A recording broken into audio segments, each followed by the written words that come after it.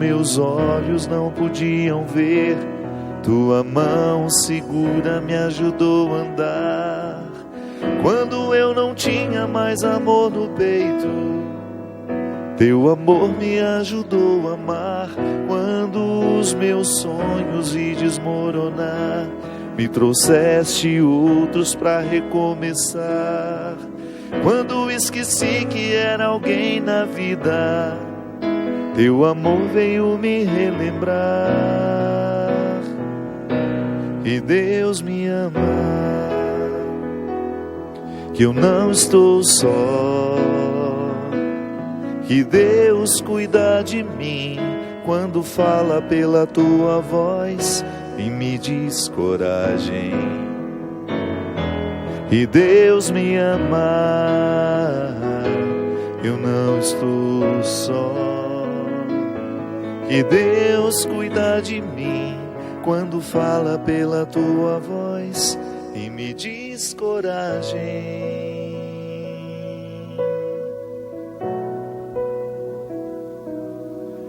Tens o dom de ouvir segredos, mesmo se me calo, e se falo me escutas, queres compreender.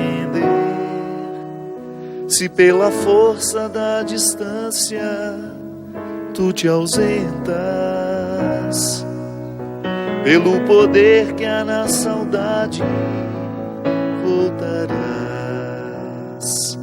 Quando a solidão doeu em mim, quando o meu passado não passou por mim, quando eu não soube compreender a vida, tu vieste compreender por mim. Quando os meus olhos não podiam ver, tua mão segura me ajudou a andar. Quando eu não tinha mais amor no peito, teu amor me ajudou a amar. Quando os meus sonhos vi desmoronar, me trouxeste outros para recomeçar. Quando me esqueci que era alguém na vida, teu amor veio me relembrar. Que Deus me ama, que eu não estou só, que Deus cuida de mim quando fala pela tua voz e me diz coragem. Que Deus me ama,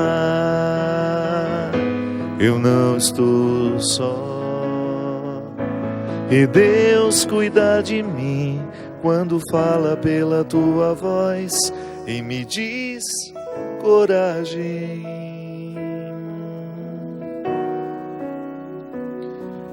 Coragem. Muito boa noite, é com muita alegria que nós começamos mais um programa Direção Espiritual. Eu tenho pensado muito sobre essa oportunidade que a gente tem de demonstrar o nosso cristianismo sendo amigo. Mesmo porque um bom amigo é o resultado de uma boa formação humana.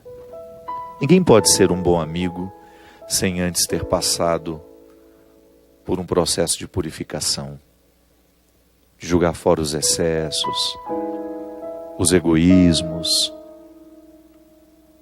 E eu fico pensando que, é claro que o cristianismo ele não pode ser mensurado. Eu não posso medir o quanto uma pessoa é cristã, se uma pessoa é mais cristã que a outra. Isso não é mensurável. Isso pertence às instâncias da alma, né? Mas o nosso cristianismo se reflete no nosso comportamento. E aí a gente pode identificar, não para fazer um julgamento do outro, porque eu acho que a instância de reflexão, ela só é honesta a partir do momento que ela parte de nós. Se eu fico o tempo todo fazendo uma leitura do mundo a partir do outro, eu corro o risco de querer ser o juiz. Eu não sou um juiz. Então todas as vezes que eu olho para a minha vida e tenho a coragem de lançar com muita honestidade, de fazer um discernimento de como eu tenho vivido, de qual é a qualidade da minha vida, eu naturalmente vou pensar na minha vida cristã como resultados. O que o meu cristianismo já fez em mim? Eu tenho 45 anos, 45 anos de vida cristã, claro, menos anos de consciência cristã. Eu não sei em que momento da minha vida eu de fato compreendi o cristianismo e o assumi como uma regra de vida. Que o cristianismo, mesmo que a gente tenha sido batizado, pode ser que a gente ainda não tinha consciência de tudo que ele representava para nós. Infelizmente, a superficialização do mundo entrou dentro do contexto religioso e a crisma nem sempre representa o que deveria representar. A crisma é aquele momento em que eu vou conscientemente diante da igreja, na pessoa do bispo, no caso, e renovo o meu batismo, renovo as promessas, tudo aquilo que prometeram por mim, porque eu não tinha consciência ainda, fui batizado quando ainda era uma criança, eu renovo. Nem sempre nós temos essa maturidade de fé. Mas, se eu vou contabilizar aí, digamos que eu tenha 20, 25 anos de vida consciente, de cristianismo consciente, tudo vai depender do momento em que a gente se converteu de fato, né? Porque às vezes a gente é batizado, crismado, e a gente vai vivendo aquele cristianismo morno, e de repente, como Paulo sofreu a queda do cavalo, a gente também sofre algumas quedas, ou momentos importantes que acabaram significando para nós um divisor de águas. Aquilo que eu era antes e aquilo que eu passei a ser depois daquele acontecimento. Geralmente o sofrimento é um bom crivo para essa divisão, para essa separação de tempos. Então, se eu vou pensar quanto tempo de vida cristã consciente eu tenho, e se eu quiser medir,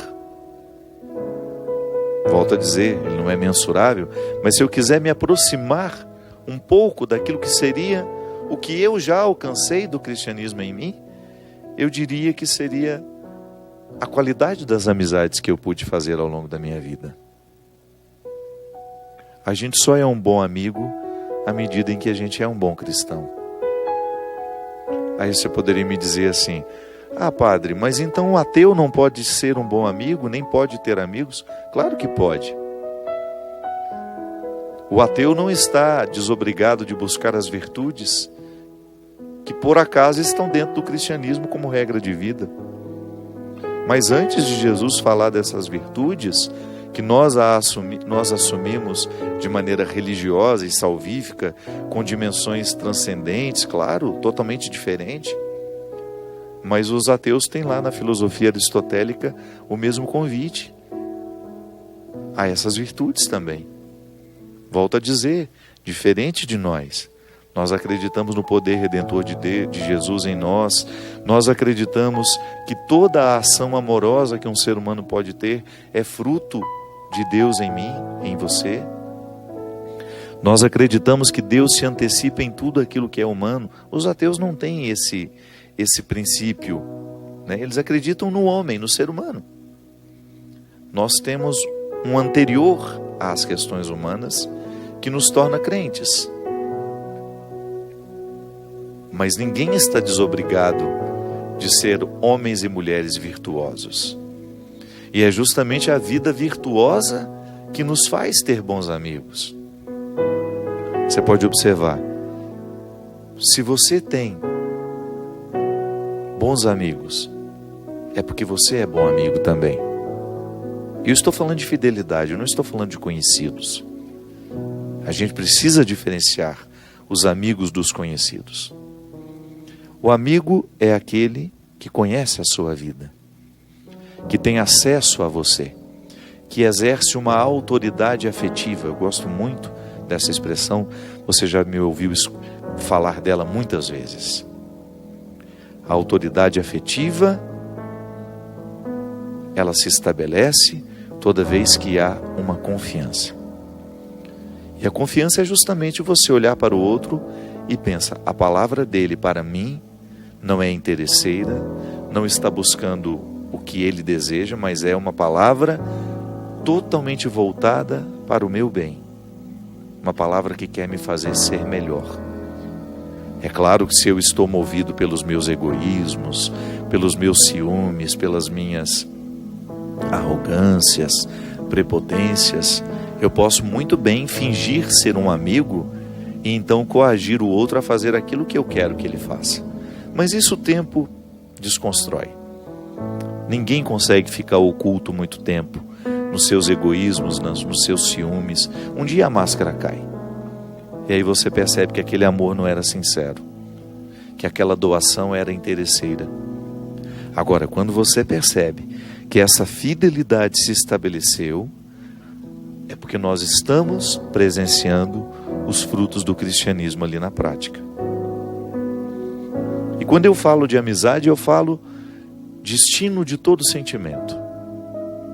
Com o tempo, o pai vai ficando amigo do filho, o filho vai ficando amigo do pai, porque vai passando aquela fase em que o pai precisa ter aquela autoridade como pai.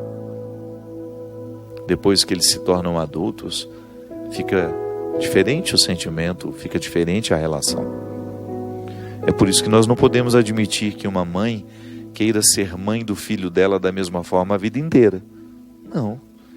Chega um momento em que o filho vai assumindo uma autonomia, ele se casa, ele constitui uma família, e a mãe desfruta do direito, que isso é bom, por isso que a gente chama de direito, de ter um relacionamento de amizade com o próprio filho.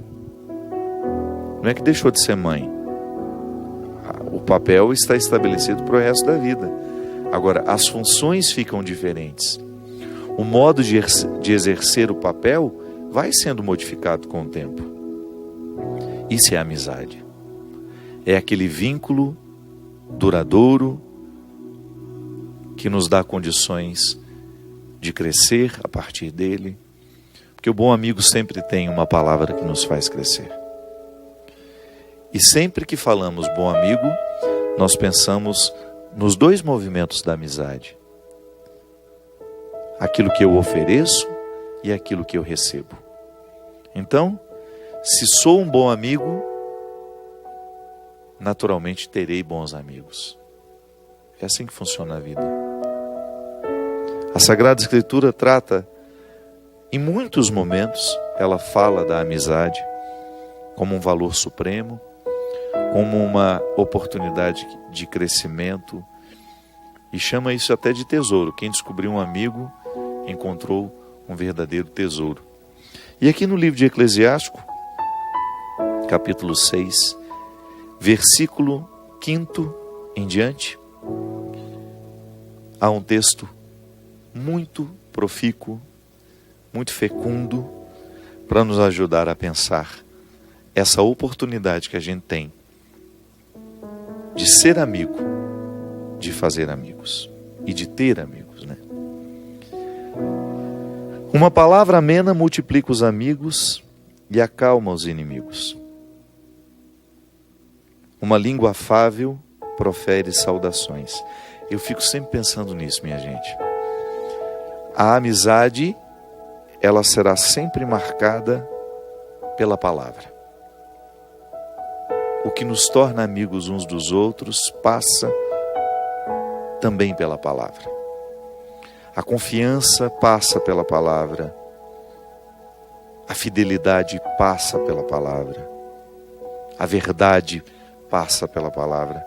E é por isso que nós precisamos tomar muito cuidado com o que a gente diz, com o que a gente escreve. Toda vez que eu tenho acesso à vida do outro, eu preciso pensar muito. Como é que eu vou chegar? Com que palavra eu vou chegar? Eu sei que nós estamos numa época em que nós temos muito acesso a todo mundo. Você entra lá nas redes sociais e você manda recados, você fala com 1000 pessoas. E isso está retirando de nós até algumas regras da educação. Às vezes a gente diz o que não deveria dizer, às vezes a gente se sente mais íntimo do que deveria se sentir. Às vezes nós usamos a nossa palavra de maneira muito banal. ter respeito pelo que você escreve. Isso pode ferir alguém, ou pode ser invasivo. Por isso que a Sagrada Escritura diz aqui que a língua afável, ela profere saudações. O que é saudar? É reverenciar. A reverência que nós fazemos ao outro através da palavra afável, da palavra que acolhe, da palavra que respeita.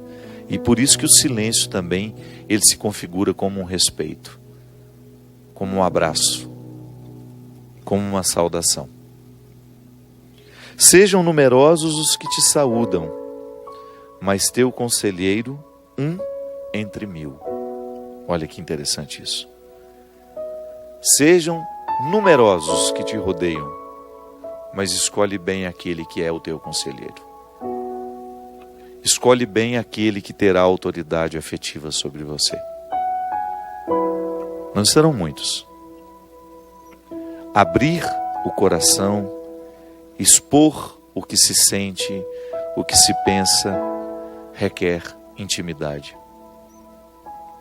E é por isso que nós precisamos sermos cautelosos mesmo.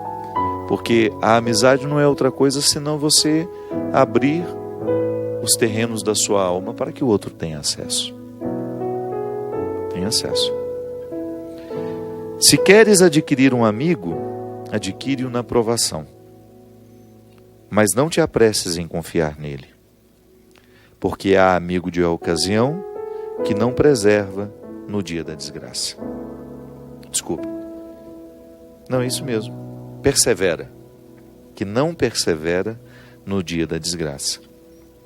Há amigo que passa a inimigo e que revela as desavenças contigo. Há amigo que é companheiro de mesa, mas que não persevera no dia da necessidade. Isso aí você sabe de cor, né? Nós estamos já muito experientes em perceber as pessoas interesseiras que lhe querem no momento do seu sucesso, da sua realização, e que depois não faz muita questão de estar no momento em que você não tem todo aquele reconhecimento que tinha antes, não tem todo aquele dinheiro que tinha antes. É por isso que é bom a gente olhar para os amigos que a gente fez ao longo da vida e identificar quantos perseveraram. Eu, por exemplo, tenho muitos novos amigos. Muita gente que entrou no... Claro, eu viajo muito, eu encontro muita gente e eu tenho facilidade de estabelecer vínculos.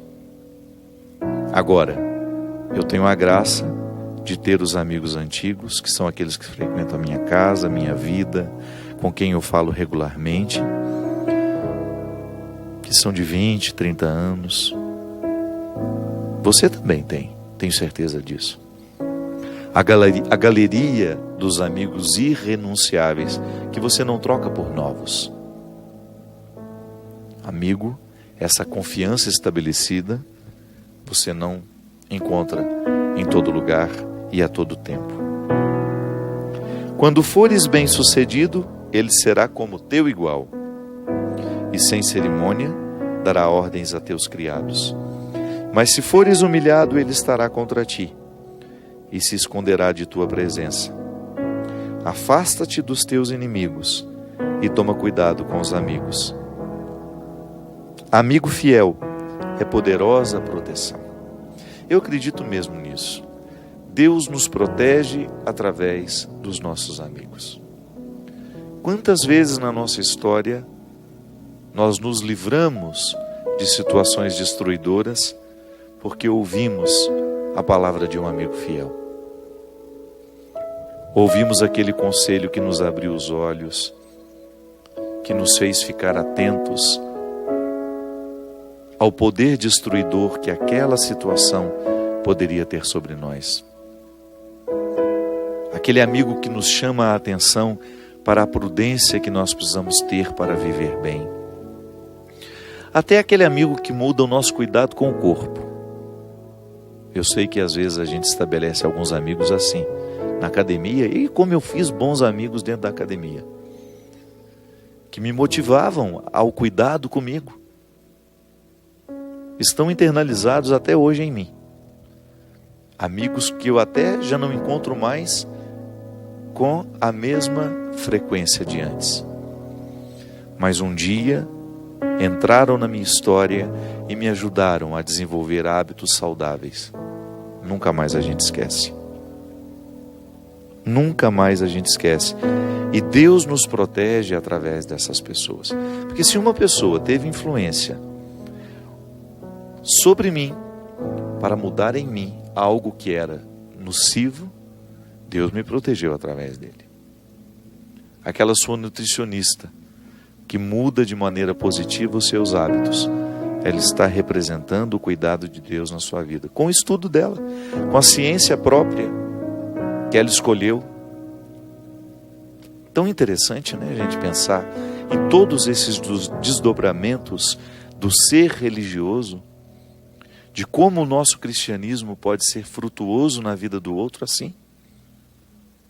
Eu, com a minha profissão, se sou médico, ter a oportunidade de oferecer o conhecimento que eu adquiri na faculdade, ainda que eu cobre por isso, porque é meu meio de vida. Mas não é só o dinheiro, porque o médico também tem que sobreviver, ele tem as necessidades dele. Não é só o dinheiro, é a satisfação de tornar-se um amigo do paciente. Eu não estou dizendo de amigo, de sair, de ir para... Não, estou falando desse sentimento que nos faz querer o bem do outro. Que nos faz ter a oportunidade de proteger o outro de alguma realidade que possa lhe fazer mal. Então você tem aquele amigo que frequenta a sua casa, que participa da sua intimidade, que viaja com você, que você escolhe para fazer férias, que você escolhe para descansar, que você fala regularmente pelo telefone, são os amigos da proximidade. Mas você também tem as pessoas amigáveis, aqueles relacionamentos que são frutuosos pelo bem que elas trazem a você. Então, eu passei por uma consulta, um médico descobriu minha enfermidade, me medicou, me mandou para casa muito melhor do que quando eu cheguei lá. Porque eu já cheguei em casa com os remédios certos. O conhecimento dele se tornou meu amigo naquela hora. Porque se ele quisesse me matar, ele poderia. É só ele me diagnosticar de maneira errada. É só ele negligenciar as minhas necessidades. Me dar um remédio errado. Como a gente viu outro dia, né? Aquela máfia em Brasília e no Rio Grande do Sul, uma coisa assustadora, desumana ao extremo, que a gente chega, meu Deus, como é que um ser humano é capaz de fazer isso com o outro? Você vai consultar-se com um ortopedista, de repente você tem um problema leve, uma coisa simples que resolveria com uma fisioterapia. Ele, por interesses financeiros, em parceria com as empresas de próteses, disso, de aquilo, vai lhe recomendar uma cirurgia, vai falsificar documentos, ou vai te levar para uma mesa de cirurgia e lá inventar procedimentos sem você ter necessidade deles. O médico não foi amigo do paciente nessa hora. Ele não quis o bem, ele não honrou aquilo que no dia da formatura dele, ele prometeu. Uma crueldade sem tamanho. Uma senhora foi numa reportagem, acho que foi no Fantástico que passou isso. Uma senhora que não tinha nada na perna e de repente eles colocaram uma prótese na senhora, sem necessidade, e deixou essa mulher sequelada para o resto da vida. Porque os resultados da cirurgia foram todos errados. Imagina isso. Então, o cuidado do outro, até quando me oferece o conhecimento. Um médico virtuoso. Não precisa ser cristão. Se ele já for virtuoso, já é confiável. Agora, se ele é cristão, já está na mesma perspectiva que nós, comungamos da mesma fé, falamos a mesma língua, Mas basta ele ser virtuoso. Basta ser ele um amigo da humanidade. Um amigo do conhecimento, da verdade, da justiça, da honestidade. Em tempos de eleições, né? Ser religioso não é garantia de nada. Pode muito bem ser um pastor, ser um padre, ser um membro da igreja e ficar usando do contexto religioso para se eleger e lá nos bastidores da política ser um desonesto. Buscar os próprios interesses. Precisa ser virtuoso, ponto final. Precisa ser um amante das virtudes, um amante da justiça, um amigo da verdade. E naturalmente nós vamos ter os benefícios daquela virtude, daquele ser humano virtuoso. Amigo fiel é poderosa proteção. Quem o encontrou, encontrou um tesouro. Ao amigo fiel não há nada que se compare, pois nada equivale ao bem que ele é. Amigo fiel é bálsamo de vida. Os que temem o Senhor vão encontrá-lo. Quem teme o Senhor orienta bem sua amizade. Como ele é, tal será o seu amigo. E assim, vamos buscando um cristianismo muito real, muito concreto. Sim, eu quero ser cristão. Então eu olho para os meus relacionamentos e eu vou descobrir o quanto desse cristianismo que eu tanto admiro, eu já sou capaz de praticar. Nós vamos para um rápido intervalo e a gente volta já já com o programa Direção Espiritual. Estamos de volta com o programa Direção Espiritual. Muito obrigado a você que participa conosco, você que nos divulga e você que ajuda o Sistema Canção Nova de Comunicação. Talvez você não saiba, começou a nos assistir há pouco tempo, mas este canal é todo mantido através dos sócios contribuintes. Aqui não há nenhum investimento comercial. Você pode observar que as únicas propagandas que estão neste canal são justamente de produtos de evangelização.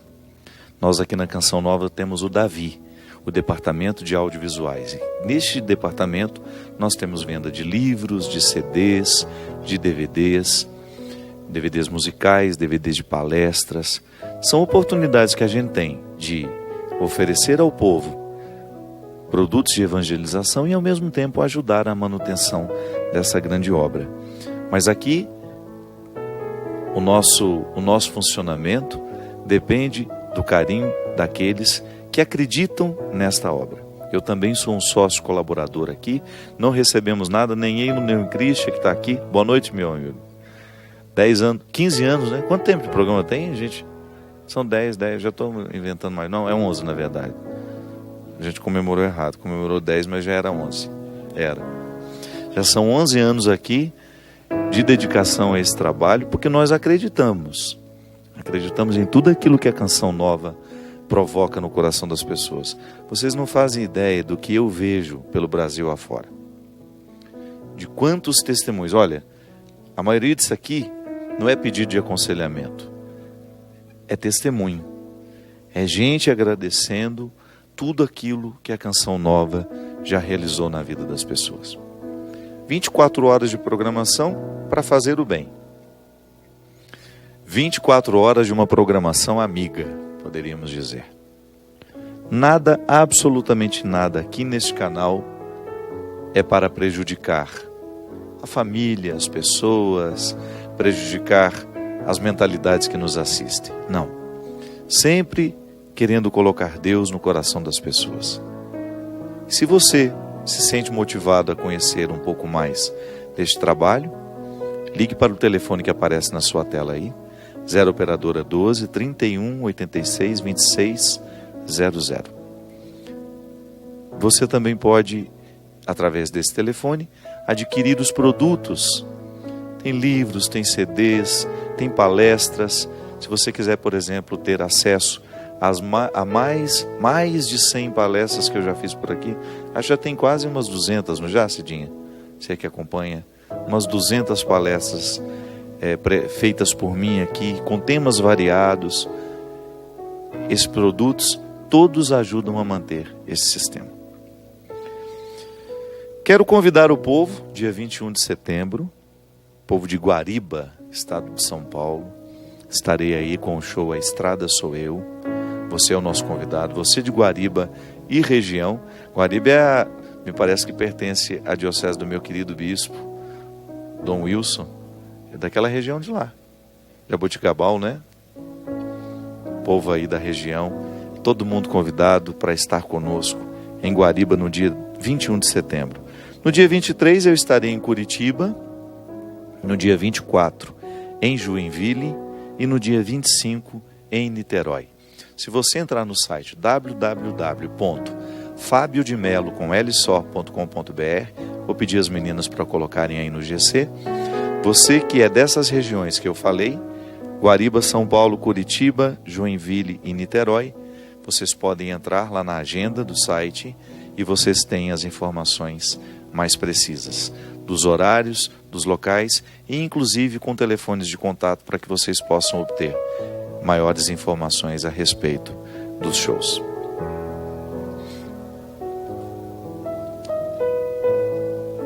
Tem aqui um agradecimento.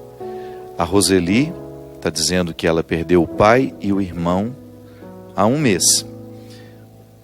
Os dois num intervalo de 15 dias. Imagina que sofrimento, minha gente.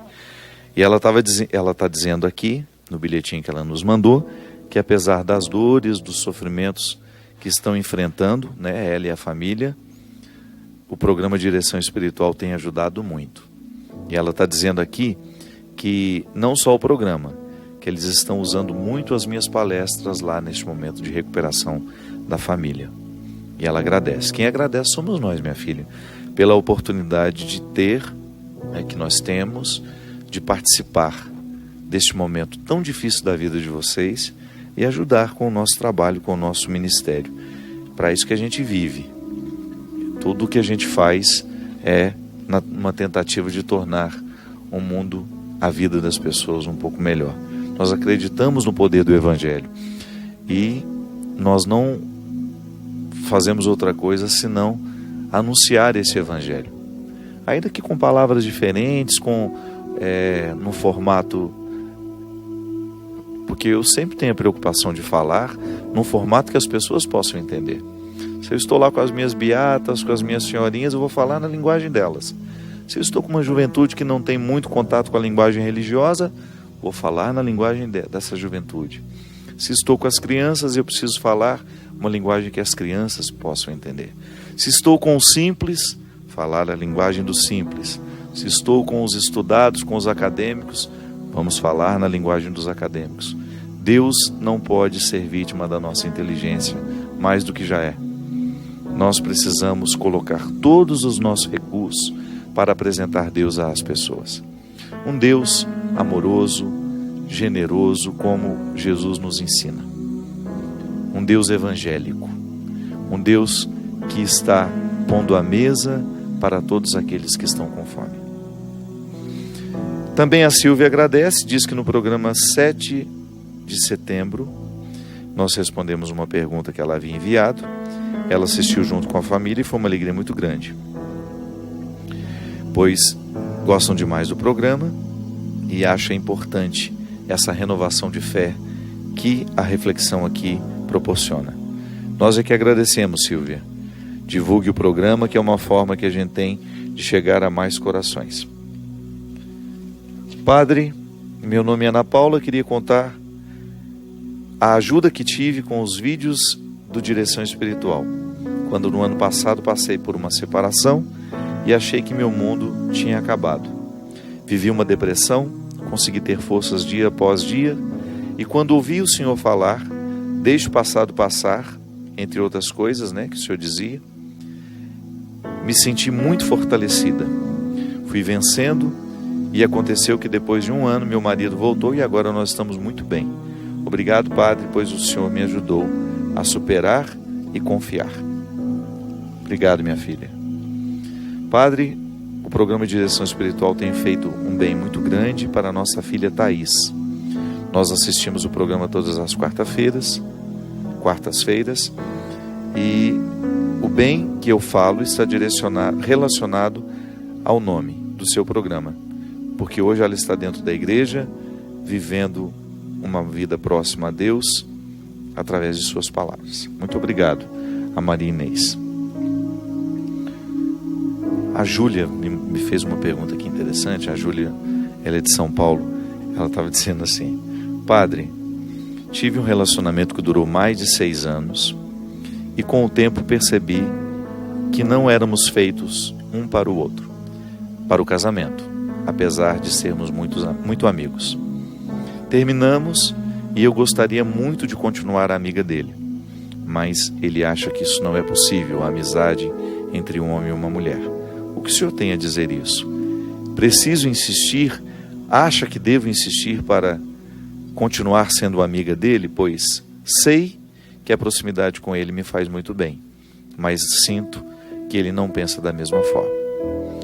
Júlia, minha filha, a amizade entre um homem e uma mulher, sim, sempre é possível, mas isso vai depender da maneira como o outro interpretou o término do relacionamento. É claro que na sua cabeça as questões já estão esclarecidas. Você gosta do resultado entre você e ele, mas gosta de maneira fraterna, não é um gostar que vai além da fraternidade. Porque isso acontece, né? Um casal pode se dar muito bem, pode ser muito amigo, companheiro, mas não existe aquele elan, aquele vínculo, poderia dizer assim, aquele vínculo que passe pelo desejo sexual, pela atração física, que é absolutamente necessário para o casamento. Você não pode desconsiderar isso. Pode ser que na cabeça dele seja difícil ser seu amigo, né? Ser um amigo seu, porque ele ainda não resolveu esse conflito. Pode ser que ele te deseje a partir de pulsões, né, de impulsos que não sejam apenas fraternos. Então você precisa respeitar isso nele. E às vezes a continuidade de uma amizade depois do namoro terminado, ela fica difícil por isso. Nem sempre as partes sentem da mesma forma. Nem sempre nós temos o mesmo ponto de vista. Imagina, será sempre assim. O encontro de duas pessoas vai provocar duas percepções. É tão interessante isso, né? O que eu gosto no outro é aquilo que sobra do nosso encontro. É o que nós provocamos quando nós estamos juntos. A amizade, ela funciona assim. Eu gosto do que provocamos quando estamos juntos. E é tão fácil de perceber, porque quando você está com uma determinada pessoa, você provoca com ela. Martin Buber dizia que é uma outra terceira pessoa, com existência própria, né? O encontro entre duas gera de maneira espiritual, de maneira não material, claro, mas muito perceptível por essa pessoa que a gente se apaixona, ou por essa pessoa que a gente tem implicância, antipatia. É o que sobra do nosso encontro. Agora, de repente, se chega uma terceira pessoa, já modifica, né? Naturalmente somos modificados quando existe uma terceira pessoa no meio de nós, porque já não somos apenas aquilo que somos quando estamos a dois. Você, quando você está com um filho, sozinho com ele, gera uma terceira pessoa, vocês dois. Se o marido chega, já modificou o resultado deste encontro. Então, por isso que às vezes é tão difícil, depois que um namoro deixa de ser namoro, ele continuar sendo amizade. Porque vai depender muito da maneira como nós interpretamos essa terceira pessoa que nasce do nosso encontro. Agora, a regra é interessante para a gente entender a vida afetiva. Por que eu tenho tanta dificuldade com aquela pessoa? É o resultado nosso. O encontro gera um resultado humano, existencial. Por que eu gosto tanto de estar com aquela pessoa? Por causa daquilo que ela provoca em mim quando ela me encontra. Existem pessoas que conseguem extrair de nós o que as outras não conseguem. Eu estou passando por uma experiência muito interessante, que é de ser biografado. O biógrafo, que é o repórter Rodrigo Alvarez, aliás, eu me sinto extremamente honrado de ser biografado por um homem da grandeza do Rodrigo, do ponto de vista profissional, do ponto de vista humano, um ser humano extremamente capacitado, sensível. Rodrigo atualmente é correspondente da Rede Globo em Berlim, mas eu o conheci em Jerusalém, durante o Pentecostes do ano passado. E eu me lembro que eu fui dar uma entrevista para o Rodrigo, e antes da entrevista, fui até o Gilberto, da Obra de Maria. Pelo amor de Deus, conversa com o Rodrigo ali, que ele precisa depois fazer uma reportagem, e a gente acha que você, o senhor e o padre Reginaldo Manzotti é que deveriam conversar com ele. Aí tudo bem, ficamos ali batendo um papinho antes da entrevista, e ele ficou muito curioso com a minha maneira de ser padre no Brasil. E depois a nossa conversa continuou, mas não é isso que eu queria falar. Neste período de ser biografado, eu tenho que pôr minha vida na mesa, né? Eu tenho que lembrar fatos, pessoas que passaram por mim, que me ajudaram a ser quem sou. E o que é interessante é perceber, pegar esses personagens ao longo da minha vida e identificar o que cada personagem provocava em mim. E foi muito interessante identificar algumas pessoas do passado, algumas que já morreram inclusive, que são absolutamente responsáveis pela minha maneira de ser hoje. Eu já estava esquecido disso. Foi só no ato de contar a história, de ter que revirar esse passado para que o Rodrigo entendesse a minha vida e pudesse escrevê-la, é que eu fui tomando consciência da importância dessas pessoas na configuração do meu caráter. Elas arrancaram de mim sentimentos, posicionamentos, pensamentos, posturas que as outras não arrancaram. O resultado do outro em mim. Aquilo que nós provocamos quando estamos juntos. Você se casou assim. Se você investigou bem seu marido, se não foi na pressa, você se casou justamente porque você se apaixonou pelo que sobrava entre você e ele quando vocês estavam juntos. Era bom o resultado humano que você experimentava quando você estava a sós com ele. E é por isso que o amor tem de ser renovado depois, porque à medida que chega um filho na família, modifica a maneira como vocês dois eram um para o outro.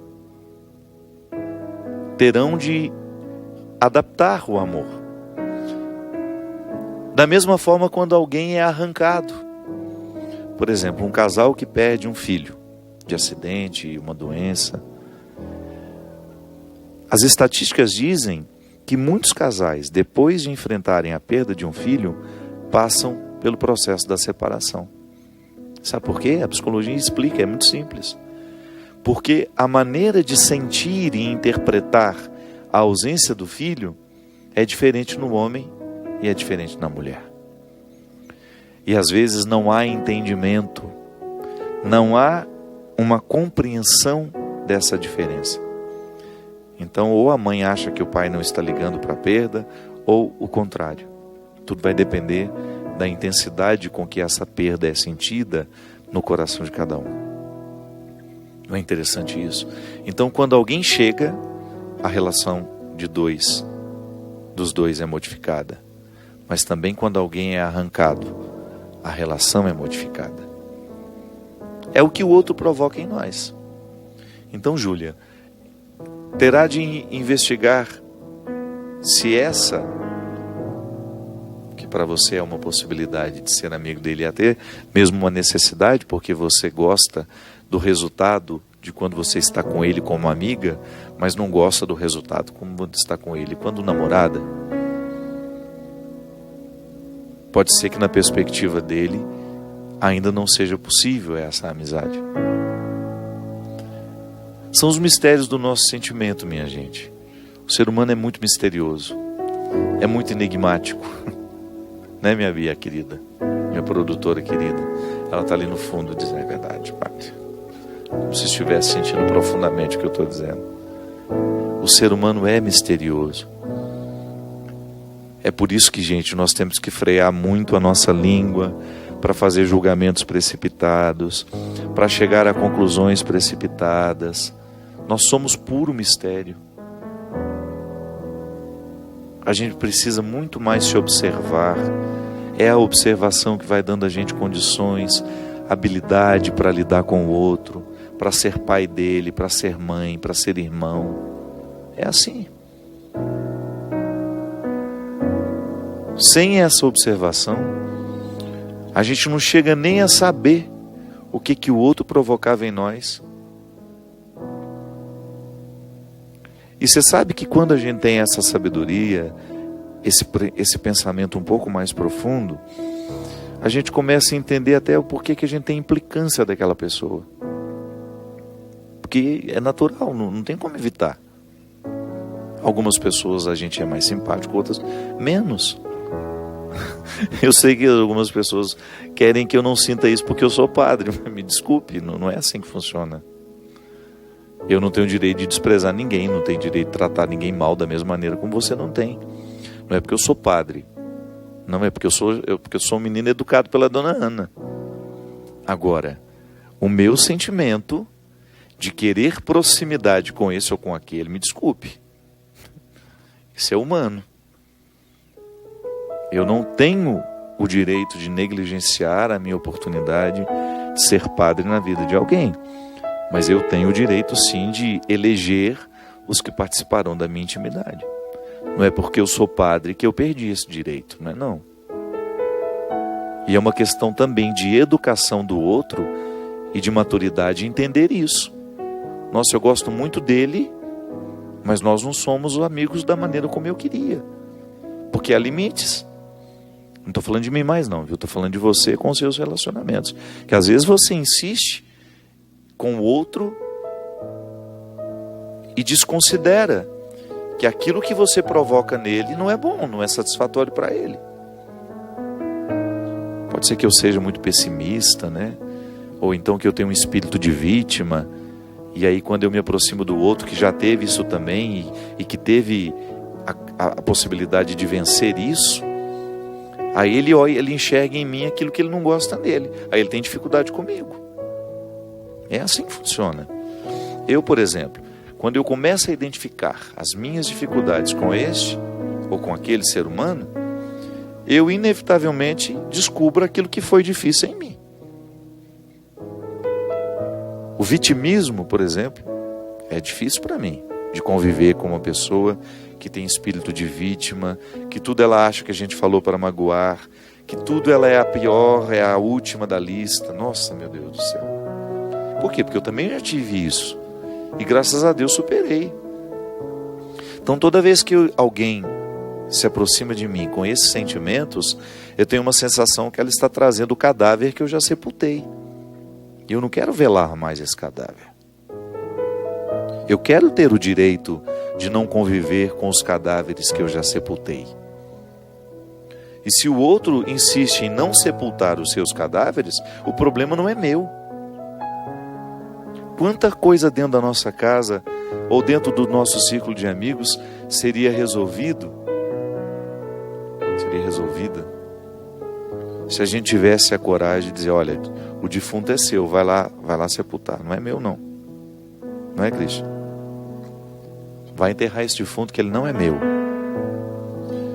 Vai reciclar esse lixo porque ele é seu, não é meu.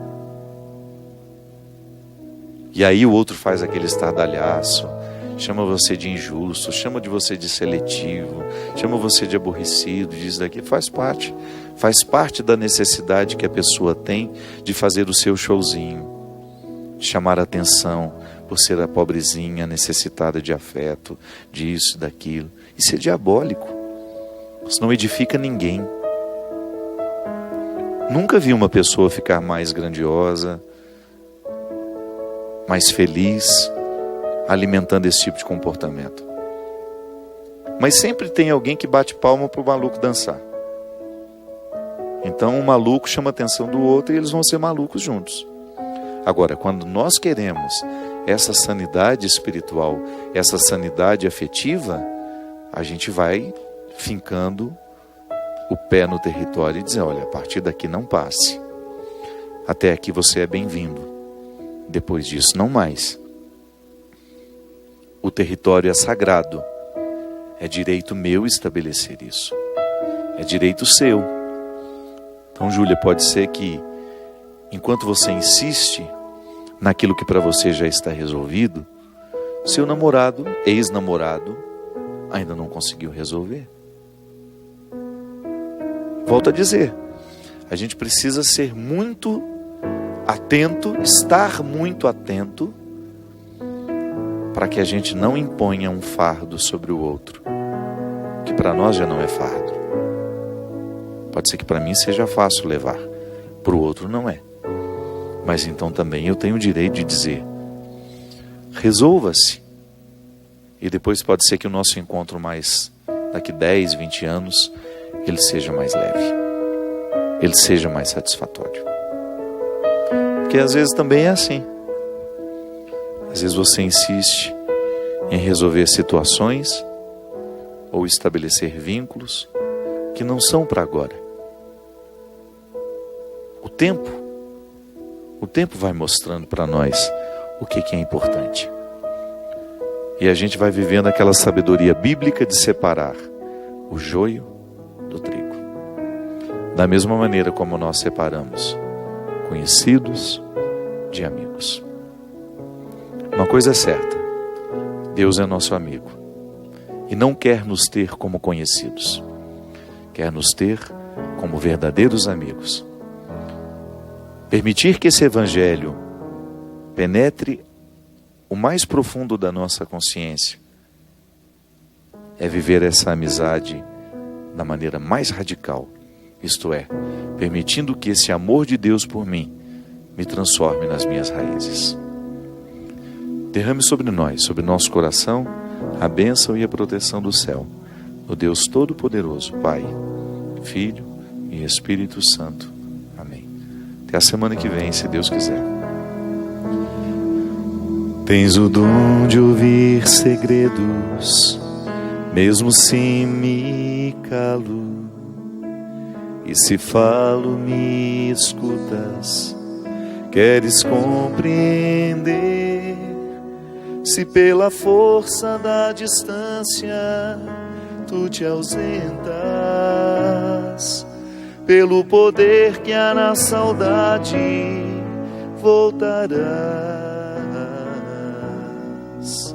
Quando a solidão doeu em mim, quando o meu passado não passou por mim, quando eu não soube compreender a vida, tu vieste compreender por mim. Quando os meus olhos não podiam ver, tua mão segura me ajudou a andar.